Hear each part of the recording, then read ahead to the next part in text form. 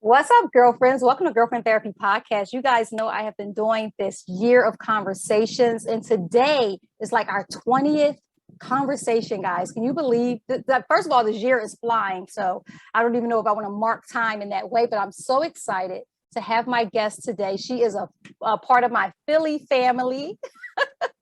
I've actually met her through, a childhood friend, and she is like one of the sweetest spirits you guys will get to see and get to get familiar with her as we kind of go through this conversation today. I am here with the beautiful and lovely Miss Christina S. Ross. Get with the name. I love the way that name just flows. It sounds like royalty. It sounds like excellence. And she personifies all of that royalty, excellence. You guys can see her. She's absolutely beautiful. What I love about Christina, and I'm going to call her Chris because we're family, but she is an engineer by trade. She's also in a process of reinventing herself. And I love the idea of that. You guys will hear more about that, just reinventing yourself.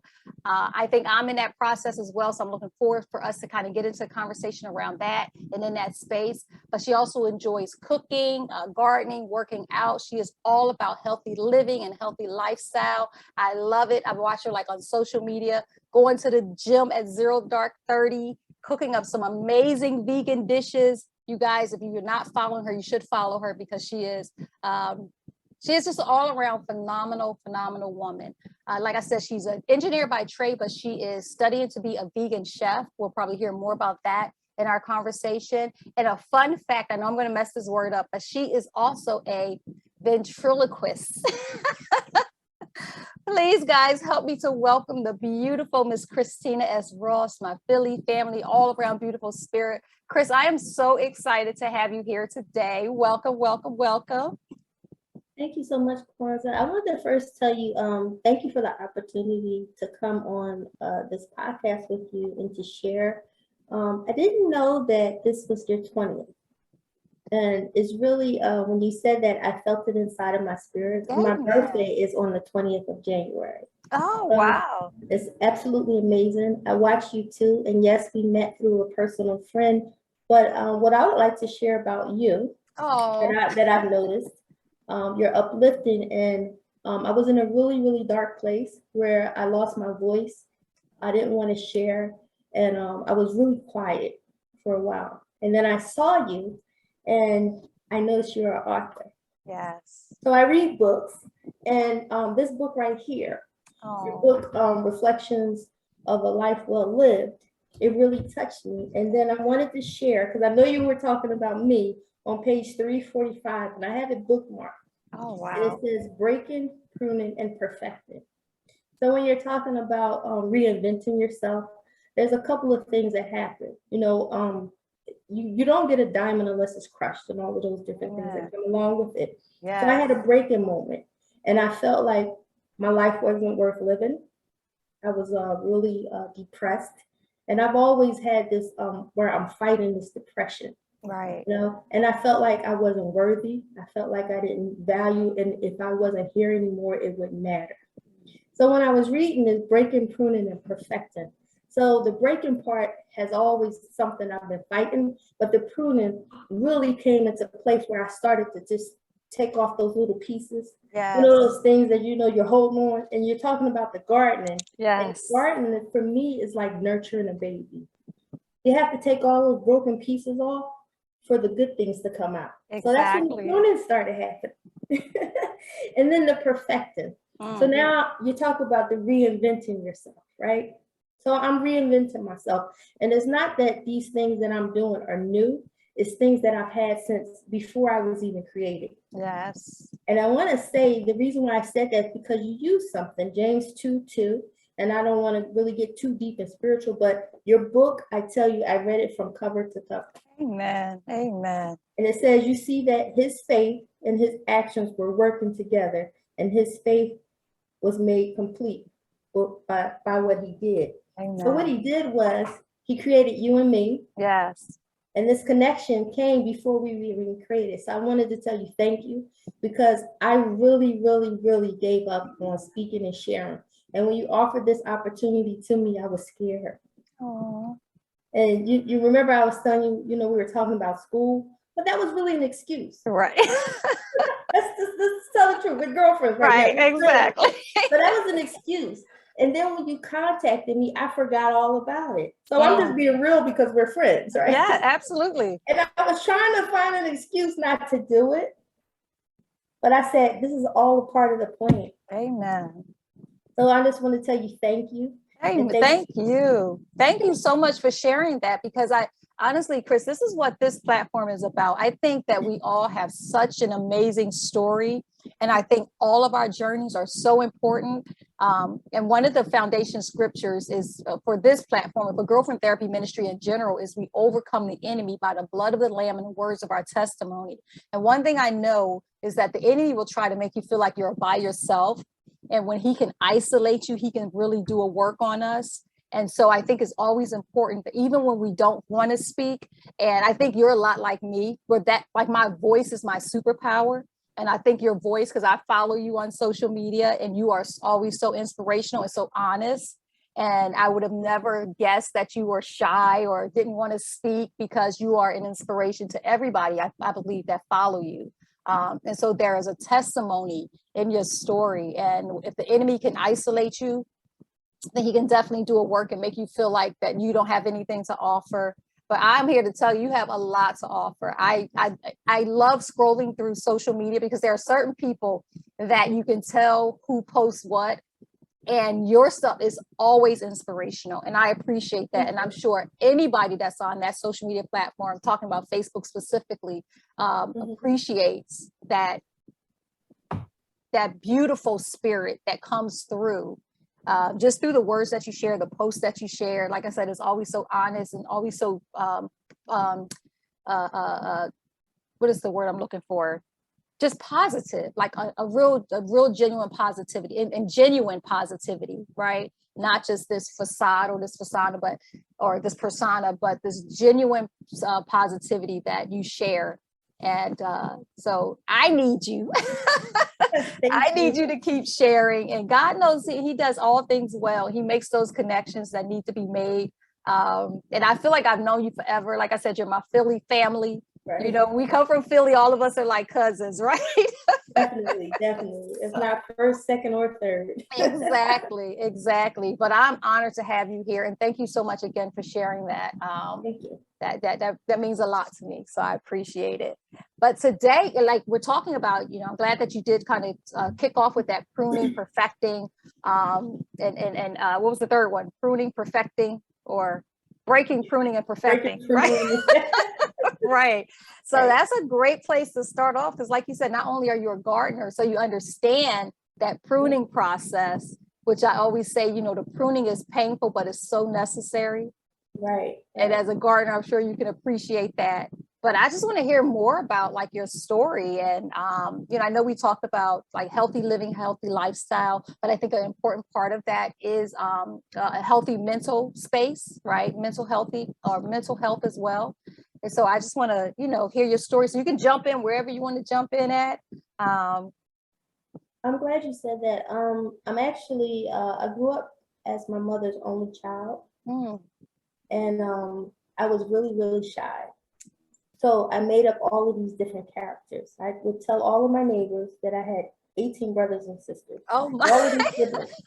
And they started believing me. So I would go in the house and I would talk to myself.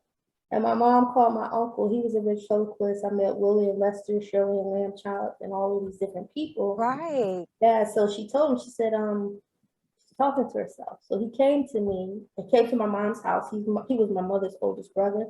And he gave me his doll that my grandfather gave him when he was 9. It was a wooden one. And he taught me how to share myself. Wow. Without being afraid. So I would hide behind the doll and do shows. And then all of a sudden in 11th grade, I met my biological father. And I found out that I really did have all of those siblings. Wow. So you know how you say you speak things into existence? Yes. I didn't realize that I had all of these siblings from my father. And it's about that same amount of count. And then when I went into the military, my mother and my father, they had married. And I have a full sister. from my mother and my father. And I had always prayed to have a sister, and she was Wow. a prayer for me. So that's how I kind of made friends, because I was always afraid to talk to people, and I would give them things or share with them all of these different things and tell these stories. And then my mom realized that I had the gift of sharing. Yes. I also have the gift of translation. Wow. So I speak 5 different languages, and Wow. I was never taught that. So my mom, she always encouraged me to do things like ballet. You remember Philadelphia. All So all right. of these different things she would encourage me to do, art Wow. classes and everything. So I was pretty well rounded, and that was kind of my outlet. So I would take these little things that I learned, and I would share it with people, and that's how I made friends. Wow. So super gifted and talented. Now, you said you speak 5 different languages. Which languages do you speak? So of course, English, Spanish, Tagalog, Telugu, and Hindi. Wow. And I don't know, I could hear things, and then I catch it really quickly, and then I translate it. So what I do now in my profession, it helps me to kind of cross barriers. So Wow. I work with a team in India, in the Philippines, and those are 2 languages that I speak. And I noticed that that was an icebreaker. And then they noticed that I could speak that. So they wouldn't look at me as somebody that was a manager or anything like that. Right. She knows our language. So that was kind of like an icebreaker to open doors and build relationships. Wow. And it's interesting, like as you're talking, the scripture that comes to mind, it comes like from Proverbs, which says, you know, God says that your gifts will make room for you and put you at the table before kings. And that's And exactly what it does. yeah, that's like, you are like living proof of that. Because it's like every gift that you have, you're using it in some way or in some capacity.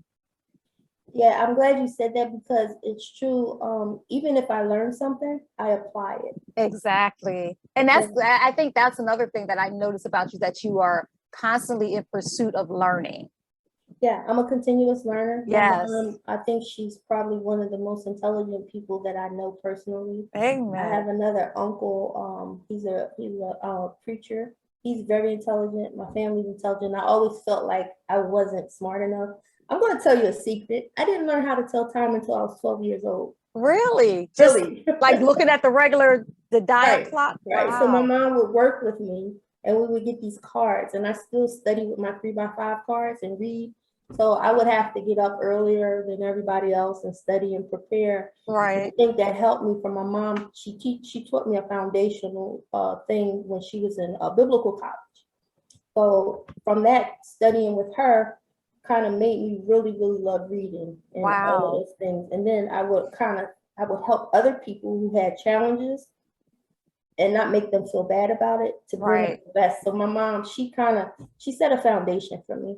Wow. It sounds like it. And I'll share a secret with you as well. I still have 2 things I'll share. One, I still have to look at my arm. I have a scar on my arm to let me know this is my right. So I still Wow. kind of get like my right and my left. I still get a little tripped Yeah. up off of that.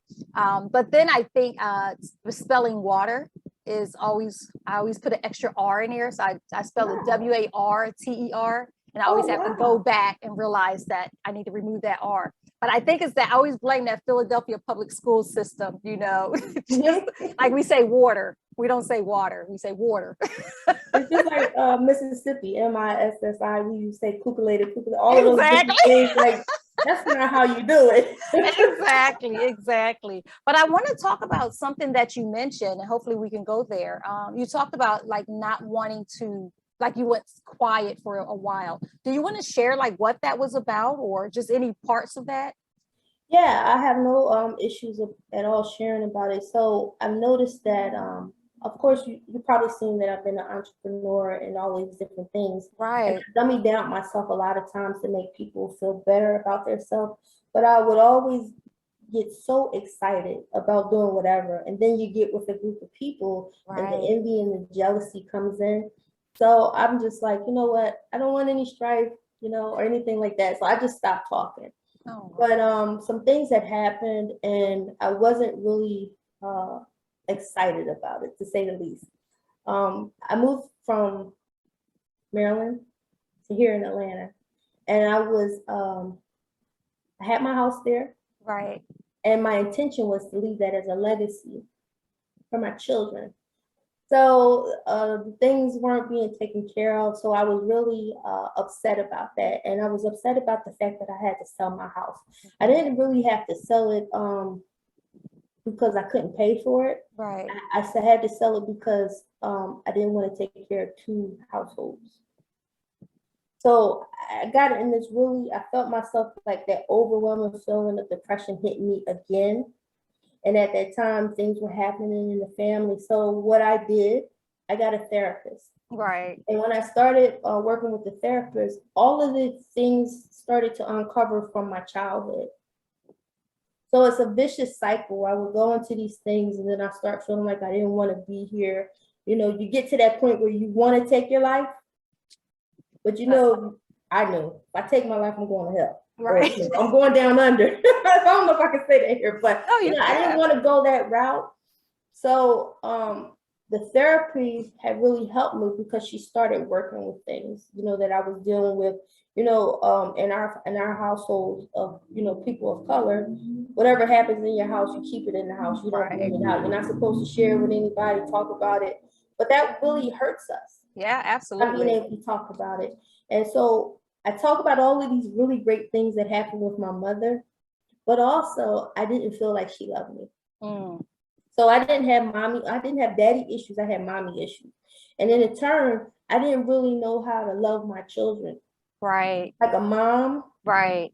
So when my daughter had her son, I said, okay, I'm going to change some things. I'm going to come back to the therapist. I'm going to change some things. I'm going to let them drool all over me and hug me and all of those things. And my daughter, Right. she really got excited about it because she's like, Mom, you weren't that type of a mother. And because I've been going through therapy, I said, I'm going to show them what I'm afraid to express because I'm afraid to be rejected. And then in turn, so now I'm starting to do all these things. My therapist said, well, what do you like to do? I said, I really like to cook. I like to take meat dishes and transform them into vegan dishes. She said, well, what do you like to do? I said, and I also like having a garden because that made me think about my mom when we would do our gardening. Wow. So I got 4 plants and I started thinking about, well, you know, when you're nurturing these plants, it's like a baby. You're nurturing a baby. As long as you water it, it's going to grow. And then in turn, that's helped me have my peaceful space. Like that behind you, you said that's your USA space. Yes. That's my peaceful space, the kitchen and the garden. I wasn't a gardener. Wow. I wasn't a gardener. I just started doing this and it just evolved. But it was something that you did with your mother. What I love about what you're talking about, Chris, is it all feels so full circle. And like just the synergy in your life is so clear to me. I don't know if it's clear to you, but just like some of the things you talk about as a young girl, things that you enjoy, things that you struggle with, and then how that you know translates into your adulthood and then your relationships. And I think one of the things I always say is like once we understand like the rhythms of our lives, then we can navigate it so much better. I think I always quote like P. Diddy. He was like the first person I heard say this is like learning to honor God's rhythm in your life. Because we realize that even within that stuff is where our strength is as well. And sometimes when we're not familiar with the energy of it or the rhythm of it, it can feel overwhelming. It can feel daunting, or it can feel like, you know, like it's too much.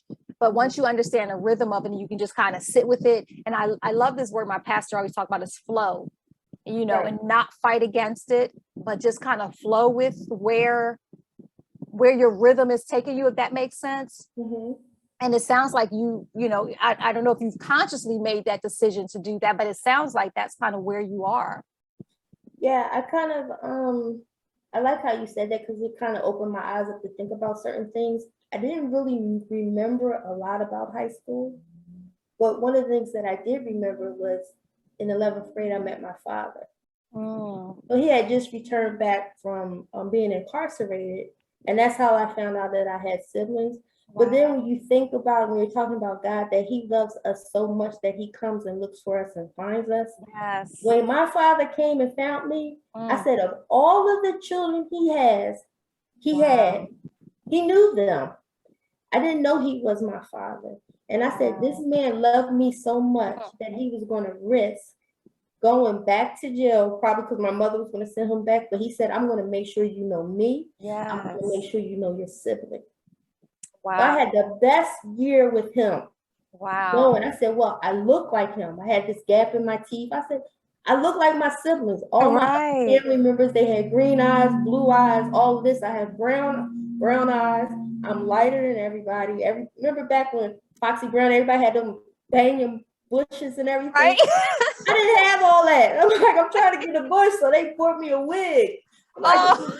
I could look like them, you know. Wow. But then when I saw him, I said, wow, that's why I got these freckles. And then that's what makes me think about it when I talk to my children.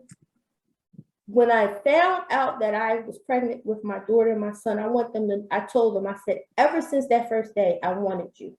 Amen. And my father said, when I found out that you were coming, I named you and I wanted you. And that's how God thinks about us. Exactly. That's what I was thinking. It gave me goosebumps when you were saying that. Is like like you said, he came to find you. He came to find me so that I could know him. Yes. That I could know my brothers and sisters.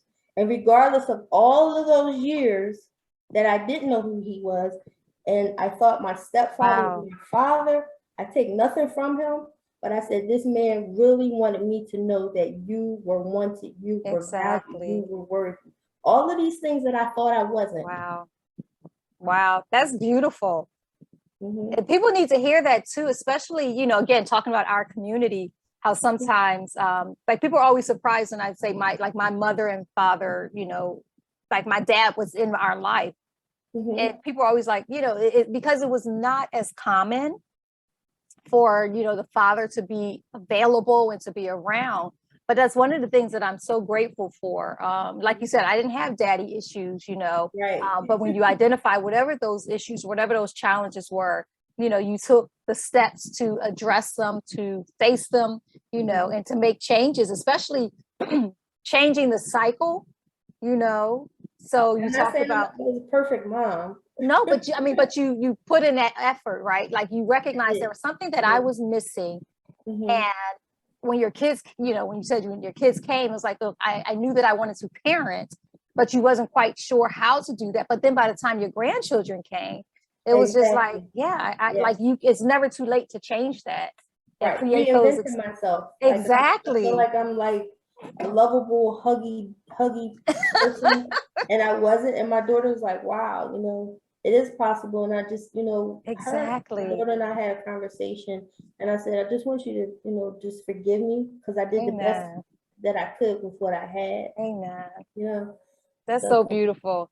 And even when I went into service, they have really great memories of that. But when we came back to Maryland, came back home, my daughter and my son said they wanted a house because we had been moving so much. So I wanted to build that foundation. Exactly. So that they knew that we had a place that was ours, the three of us. Exactly. Everything that you're saying is so powerful. And there's so many points that I want to jump onto. But what I really love is, you know, I just heard this quote again here recently, but I heard it years ago. And it said the best thing that a mother can do for her children is tell them her story, especially for their daughters. And I'll share with you you know that my mother passed away last year. Yeah. But thank you so much. When my daughter graduated from, I think she graduated from undergrad. My mother had came out and she, you know, went to the graduation, and I actually interviewed her. And when I tell you, it was one of the most life-changing and relationship building, because I got the opportunity to not just see her as my mother, but to see her as a woman. Right. And it's something that, especially as mothers, as women, like there's this space that we can always connect on. Like we always understand, you know, what it means to raise children and to make those sacrifices and to, you know, to not always get it right. But one of the questions I asked my mom, and it was amazing to me, I asked her, you know, does she have any regrets? And at this point, my mother had to be, I think she was probably at least in her 60s or like late 60s, maybe early 70s. And I asked her if she had any regrets. And she was like, no, she wouldn't have changed a thing about her life. Wow. And that gave me so much joy, because I think for me, you know, I was very critical of my upbringing. You know, growing up in West Philadelphia, we wasn't, you know, wealthy by nobody's imagination. But one thing my mother did was she kept a roof over her head. We never went hungry. And she was always a woman's woman. Like if there was a woman that was in trouble, I mean, I can remember her, you know, having a friend that may have got put out with her 5 or 6 kids, and my mother would bring them to our house, and Nice. you know, she poured extra water in the soup just to make it spread a little bit, you know, extra water in the spaghetti just to, you know, make it, you know, spread a little bit more. But she was always such a giving person. That's beautiful. And even with that though, I found myself to be very critical of her. I can relate. Yeah. But when I had the opportunity just to kind of sit with her woman to woman, it changed my life. It really did. It changed my whole attitude and my mindset, and gave me this deeper level of respect for her that just could not be shaken. So I love that quote. Yeah. I think it's amazing. I'm pretty sure, like my mother and I, we didn't really have, after my father came home, we didn't really have a great relationship. And there were probably, you know, silent years for us. You know, a lot of those things happened. But my mother, like, I don't really think she realizes how much she's imparted so many good things in me. Yes. Everything that she did, I emulate. Exactly. To a certain degree. My mother, she had me in high school. She had a full scholarship. When you're talking about the sacrifices, wow, she had a full scholarship to go to college in Spain, and she had me. Wow. So I always felt like when I would hear this story that I held her back, but I watched her. Yeah. She worked. She went back to school.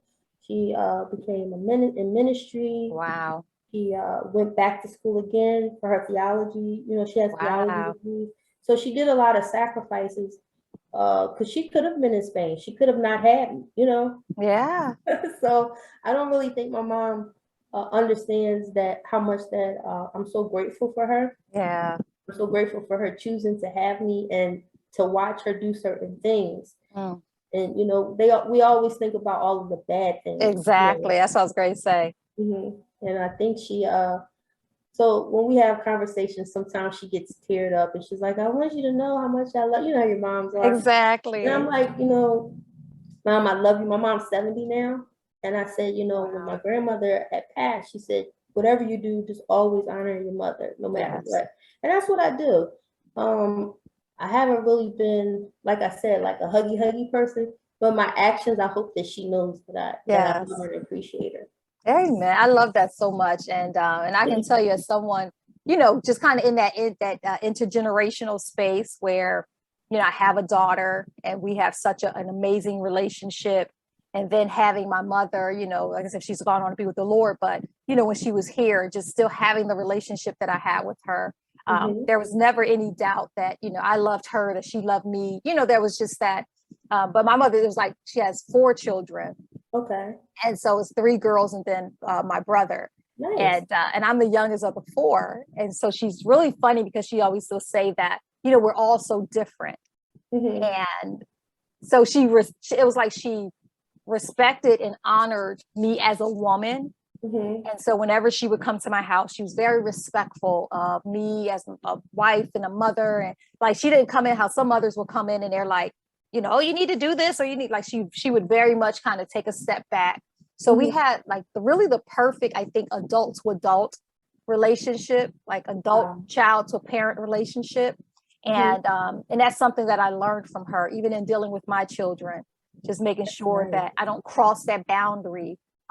Because as adults, they're adults and they get to make their own decisions and with their children. Exactly. Well, mine don't have any children yet, but okay. Yeah, but to your point, I mean, they have to make. I remember telling my son, I said, you know, I'm quickly moving from being your provider to being a part of your support system. Very nice. And that's the relationship that I have with my children now, you know, as young adults. So it is amazing how we can be critical of our mothers, but we learn so much from them, you know, which is beautiful. I like how you said the adult relationship you had with your mother. When my mom would come visit, she loves pork. She loves all, you know, the ribs, you know how we do it. So I kind of understood her love language and my language. Love language. Yes. So I bought her own grill. She respected the fact that my grill was not the meat grill. Exactly. That's our relationship. I bought it and put it Exactly. back there, and she knew exactly her grill, her tongs, all of that stuff. So that was our Exactly. But it's so beautiful because, again, it's that rhythm. It's like we can coexist Mhm. and not have that strife. And I think I don't even know if we meant to talk about like the mother-daughter relationships, but I think it's such an important topic because that is one of the most strained relationships that, really exists when you start looking at it across the spectrum. It's just that relationship from mother and daughter. And I hear so many people say how, oh, there's a struggle, or they, fall out of conversation or communication with their mother. And Mhm. but I think it's such an important relationship. It is. It really is. Yeah. Yeah. So I don't know how we got on that topic, but I think I think we must, needed to talk about that because I think some people are probably, trying to navigate that relationship. And it becomes even more interesting as your children become adults. Yeah, it was part of my healing to forgive my mom for the things that Yes, I felt that I was wrong, but she really did her best with what she had. exactly. You know what I'm saying? So my mom was 17, and how Wow. can I be mad at her because she carried me, she Amen. nurtured me. We lived in Southwest, and we had a 2-bedroom house, Right. and I would watch her. So I had to stop. I had to get hung up Right. on the fact that she didn't want me, because if she didn't want me, I wouldn't be here. Exactly. Right. Exactly. No, that's beautiful.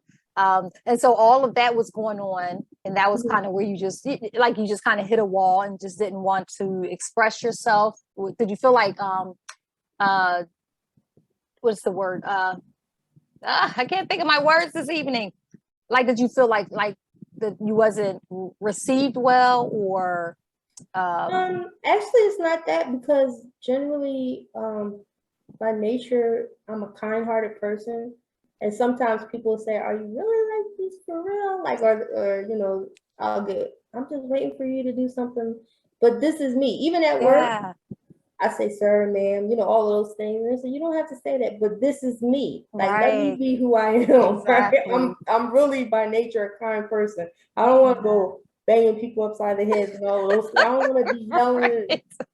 wilding out and all of that. Exactly. So I'm always I feel like my purpose was created to serve, Amen. and whatever capacity that is. And then when I get so excited and I expect other people to be the same way, that's when I kind of like Yeah, fizzle out. exactly. Yeah. It's interesting that you said your purpose is to serve.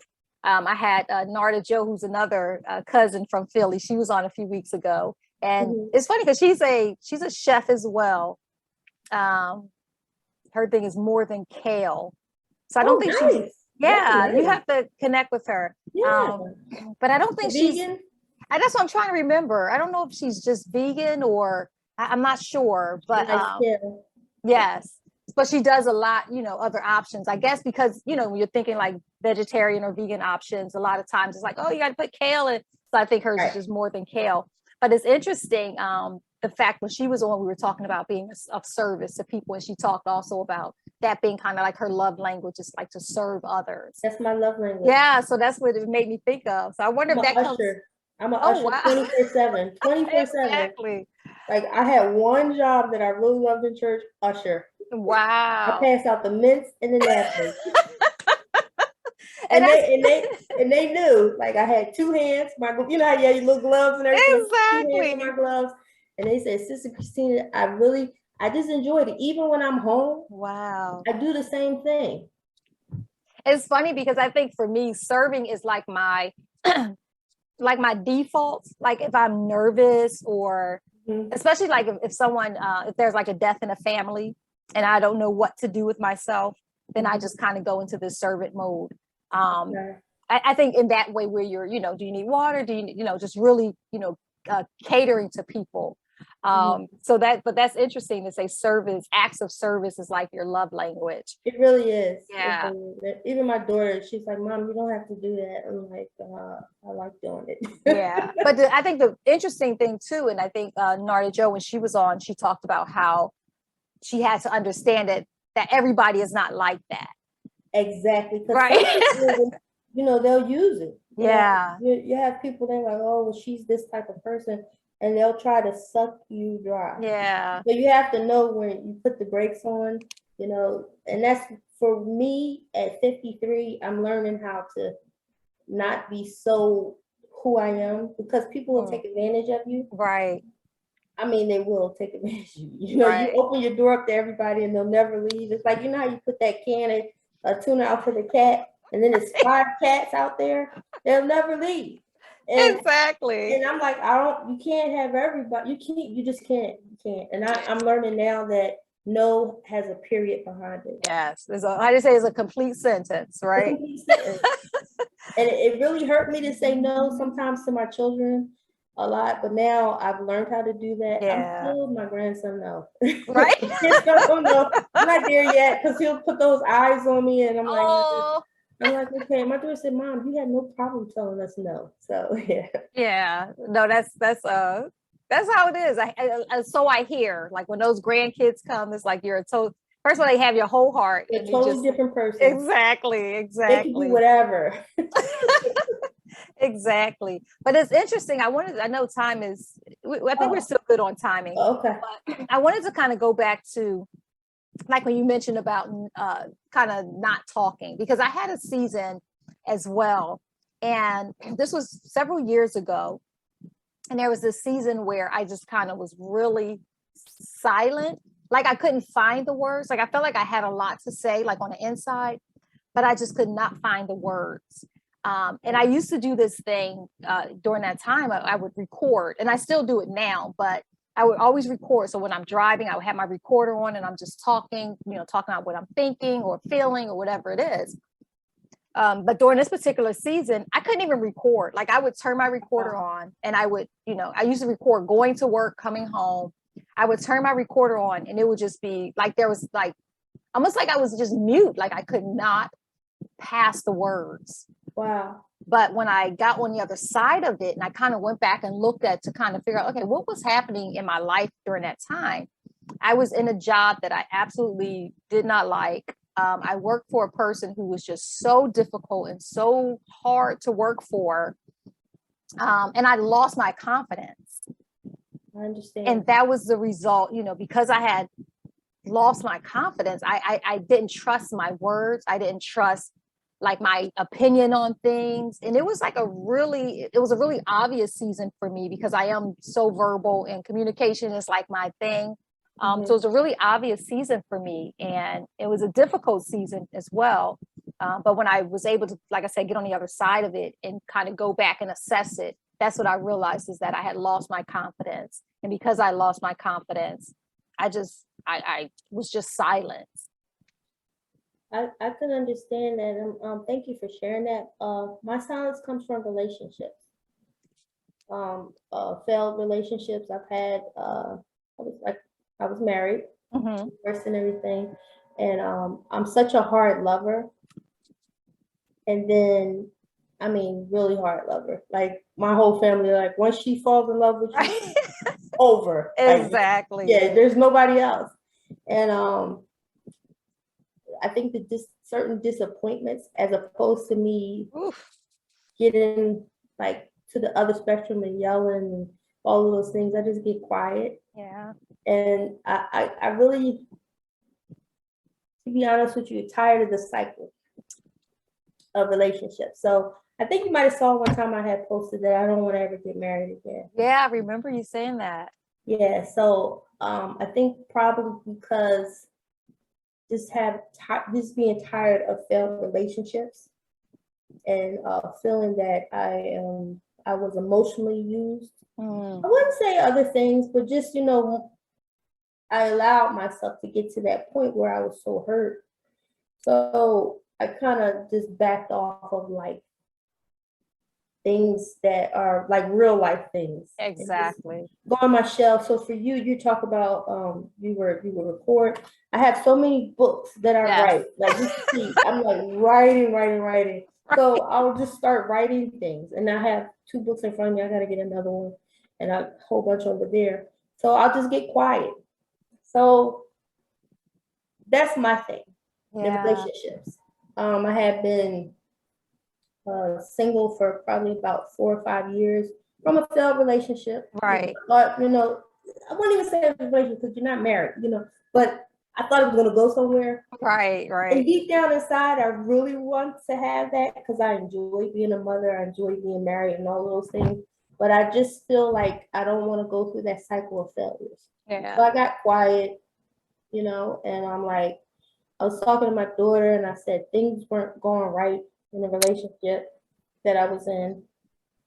And she's like, and I was like, I'll let it all out with my daughter. I was like, I'm 53 and I can't get it right. I'm embarrassed. She's like, Mom, don't be embarrassed because you are loving and you're giving it a try. Yeah. So that's why I got quiet. And you On said top of other things with business and stuff like that. right. But it just was so many things that hit me all at once. The relationship. Now, I'm not saying in the house, then the businesses and the envious people. So I said, you know what? I'm just gonna go in my shell. Yeah. I'm gonna start getting me a therapist. I'm gonna get my garden. I want to be like Jody's mom. Right. In the backyard and drink that tea. In right. the movie, the tea was so good. Yes. Exactly. But I use that word disappointment. Oh my gosh. Like that's a whole conversation by itself because like you, I think that there's like you have hope and expectation, and there are so many things because I am and you're probably the same way. I'm the type that kind of a doer. I am very ambitious in it. Yes, very ambitious. And when I embark on something new, I just have like all of this hope and all this expectation, especially around relationships. Put everything into it. Yeah. So I'm the kind of person that I can do anything. Like I was raised to believe I can do anything. Mm-hmm. So I would literally be here like trying to lift the couch and move furniture. My husband's like, what are you doing? I'm like, oh, I got it. He's like, girl, like, give me this couch, But my mindset, and I think a part of it is because I deep down inside kind of do have that, can I depend on people or I can just do it better myself or I don't want to ask anybody. That's me. Yeah. So I had definitely, have that same kind of thing. But I'm learning to, and still get disappointed because even like in the work that I do now, it's like, you're always seeing other people in there, having people on their platforms and you find like it's this group of they have like a whole network of everybody that just kind of band together and they're on each other's platforms and they're supporting each other. And I'm just like, well, where's my support? And I had to learn that the support that I need is just different, Right. And it's one of those things where, you can sit at somebody else's table, but God has equipped you to build your own table. And you have to have discernment too. Exactly. For this past year, I can't even count how many people asked me to come and speak at their events. And they have like, they just have large platforms. I don't want to get into the money and all of those things. And then when you contacted me, I felt something different. Amen. And that's what I want, the authenticity. Like I felt like when we were talking and you said it was your ministry, I said, I made a great decision. Amen. And I'm really grateful for you because I just was like, I don't want to be used. Exactly. And I don't, And my thing is, I don't ever want people to feel like I'm just trying to take advantage or it's like, no, I really believe that when God gave me Girlfriend Therapy over 12 years ago, that it is God's platform and I am only, but like I always say, I'm his, the handiwork. Like I am the person that just do the logistics, and so I don't try to control it. I don't try to manipulate it. I don't try to force it or fit it into, I don't try to be trendy or any of that stuff. So even when people come on a platform, people expect, oh, are you going to do a flyer? It's like, no, And I love that. It's like, no. You asked me, how did you want to introduce? Exactly. I really love how your platform is. And I think, did you see when I moved up here, did you watch that part or? Okay, I did not. So when I had got the job, I had got a job offer and they said, well, we want you to be up here in 3 weeks. I literally Wow. took as much clothes as I could and put it in my car. I didn't have a place. I slept in the car for Wow. one day. Really? And yeah, because I didn't know the area. So the hotel that I was going to go to, the plans didn't work out right. So I stayed in a hotel for 6 weeks until I found a place. Wow. Now, mind you, I have a house, had a house. Right. Now I On the think when I met you, you were already in Atlanta. I was already in it, but people, like you said, they only see this part. They Exactly. didn't see me sleeping in the car. They Ooh, didn't know that I only brought enough clothes to fit in my closet, even though I had wow. four closets worth of clothes back there. Exactly. And mind you, everything's lost. So What do you when mean I got everything's lost? at my house that I left, it was damaged and all of these other things while I Oh, was gone. wow. So Oh, I okay. literally had to rebuild. Wow. I slept, and when I found my place here, I slept on the floor until my mattress came. Right. Well, airbed. Wow. So people, they only see, like you say, all of this, smiley things. They don't Exactly. realize, they don't say, well, she just literally, we saw her drive up here and she knows home. Right. And I literally Wow. came here alone, Wow. and God gave me a beautiful home. Wow. Yeah. That's something too, because I didn't realize that. Mhm. Because of course I met you when you were already I was already here. So I right. literally, yeah, I got an offer for a job, and I said, I'm so tired of this cycle. I was back home by myself, 4-bedroom house. And I talked to my daughter. She said, Mom, you've been doing so many things for us Wow. all our life. Do something for yourself. Exactly. And before this happened, I said, I even wanted to move to London, Atlanta, or Dallas. And then I got an offer for London, Atlanta, and Dallas. And I said, Wow. and I said, I come here. Wow. I And got then, goosebumps, Chris. That's like, it's so many things in that too, because I think the power to take control of your destiny, right? mhm, And to leave what's familiar and very go to familiar. and go to somewhere that's so unfamiliar and rebuild. And And no, then, I knew no one. Like I literally was in a wow. hotel and I'm meeting people and I'm by myself and found this place. And now I'm connecting with my neighbors. And then the pandemic happened. So the Right. job that I moved here for, they let go of everyone. Really?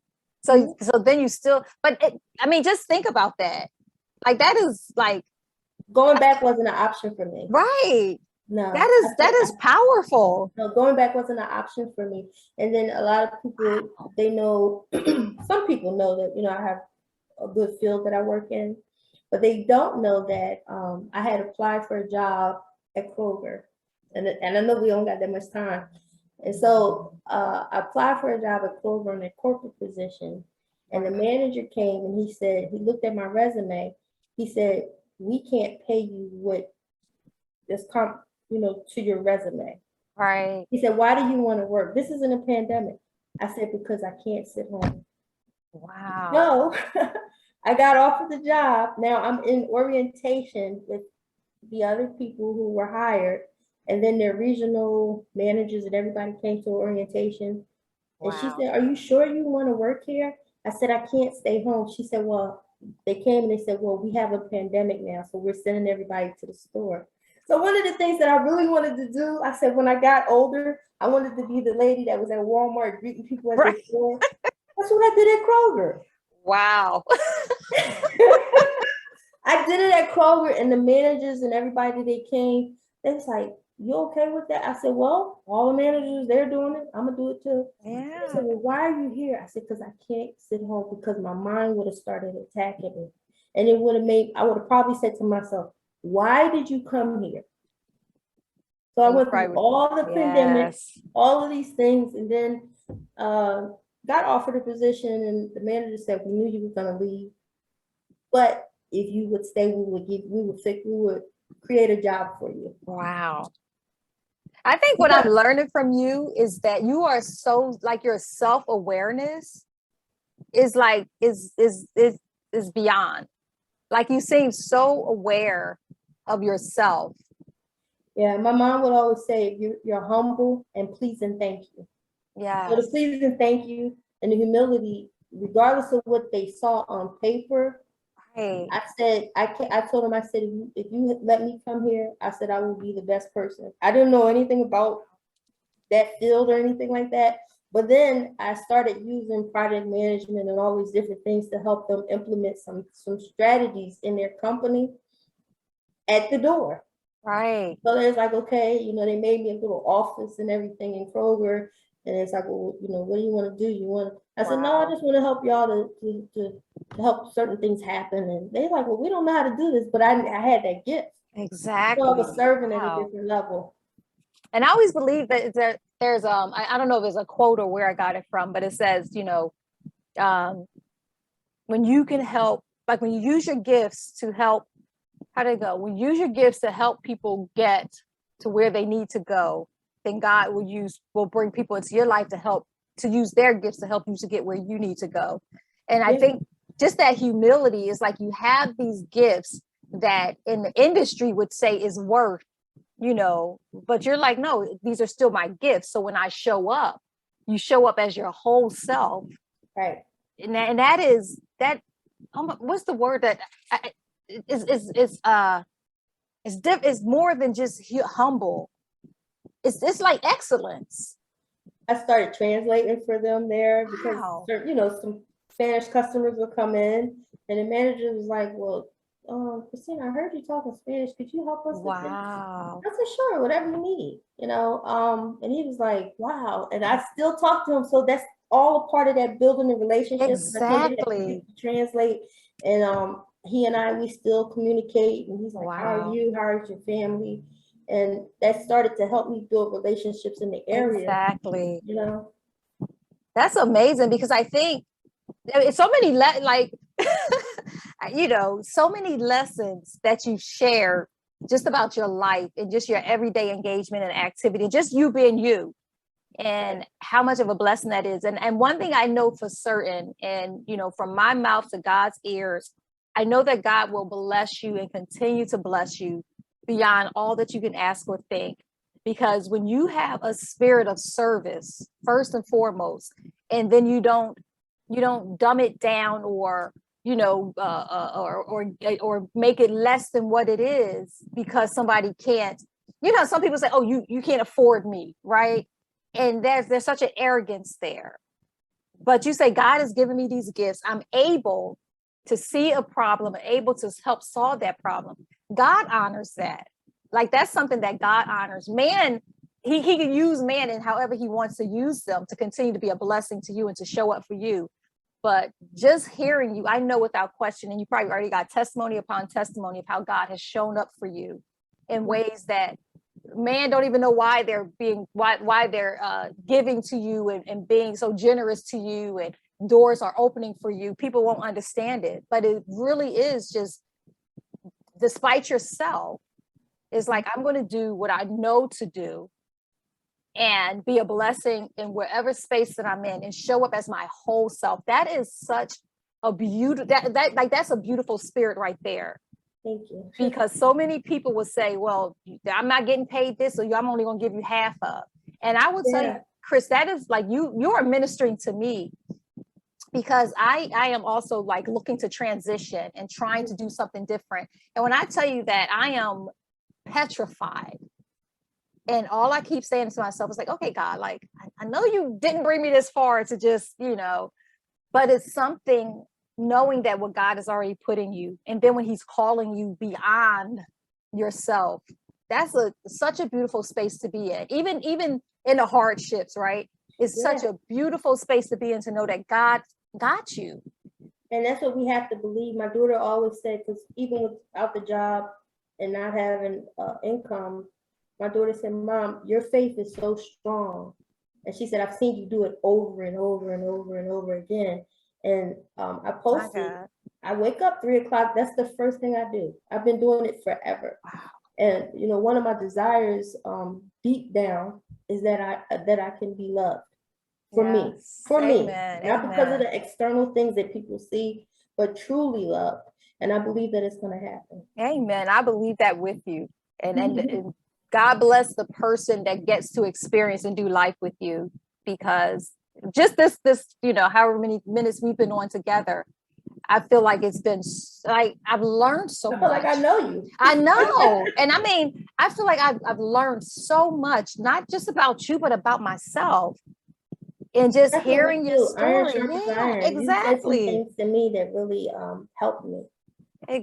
Same here. This has been so beautiful. And I knew that it would be.